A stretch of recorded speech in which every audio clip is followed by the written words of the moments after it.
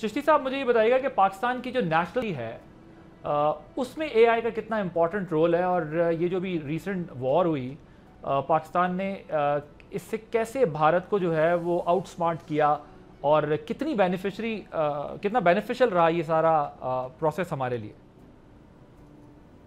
बहुत शुक्रिया आदिल भाई साहब मुझे इनवाइट करने का। ये बिल्कुल पाक फ़िज़ाइया के जिसका मतलब ज़्यादा प्रीव्यू है ऑपरेशंस कैसे हुआ हमारा, और कितनी ज़्यादा इंटेलिजेंस, आर्टिफिशियल इंटेलिजेंस या एआई के अलावा जो आईटी थी वो कितनी ज़्यादा इन्वॉल्व थी, वही भी इसी की ऑफशूट है ऑफ कोर्स। तो मैं कहूँगा शायद 50% हमने जो जंग लड़ी है उसमें आईटी और इंटेलिजेंस शामिल थी।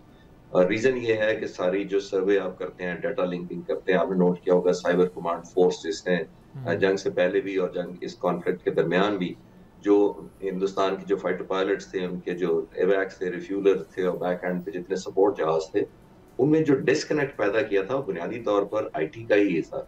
एआई के थ्रू बहुत ज्यादा इंफॉर्मेशन की गई थी, सिमुलेशन बड़ी की जाती है, वीडियो मैचिंग की जाती है, टारगेटिंग की। आजकल सारे वेपन्स वो यूज किए जाते हैं जिसको प्री फीड किया जाता है, एरियल पिक्चर दी जाती है उसको पर्टिकुलर एक टारगेट की, कि ये वाला ये फ्यूल डंप है या एमुनिशन डंप है या एयर बेस है। तो वो ऐसे अब वीडियो टेक्नोलॉजी के साथ वेपन्स आ गए हैं कि जो जब वो फायर करते हैं वो बड़े स्किमिंग लो है। स्कैल्प जो हमारे खिलाफ हिंदुस्तान ने मिराज 2000 सॉरी राफेल से लॉन्च किया था, वो सीज या सरफेस की स्किमिंग करते हुए आता है, चंद 100 फुट हवा से ऊपर उड़ता है। हमारे वेपन्स भी इसी तरह जाते हैं। वो उसके बाद एकदम जूम अप करता है, अबाउट 30-40,000 जाता है, फिर डाइव डाउन करता है।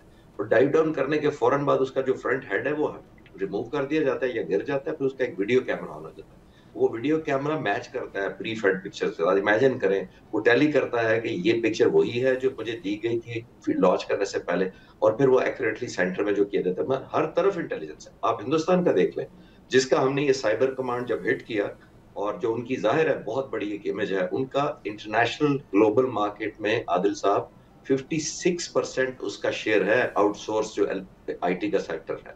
और हिंदुस्तान हर साल तकरीबन $26 बिलियन कमाता है सिर्फ आईटी और इसी एआई के रेफरेंस बिजनेस से।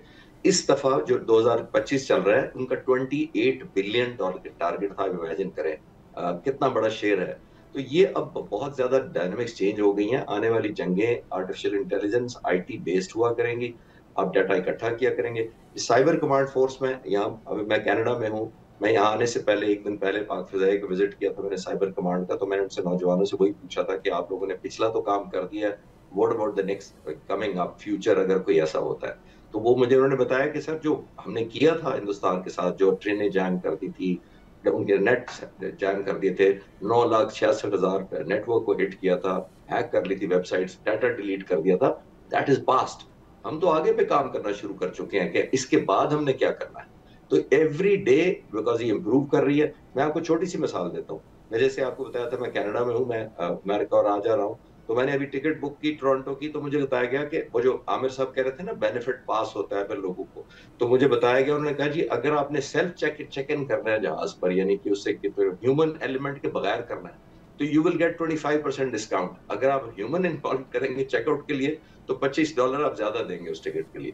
मैं सिर्फ हाईलाइट कर रहा हूँ कि कितनी बेनिफिशियल चीजें दुनिया हर एलिमेंट में शायद एआई को ला चुकी है। यहाँ आप शॉपिंग मॉल में चले जाएं, ह्यूमन इंटरेक्शन कम से कम होती जा रही है। मिलिट्री में तो बहुत ज्यादा एडवांस हो चुकी है। सब्सक्राइब करें और बेल दबाएं ताकि कोई खबर रह न जाए।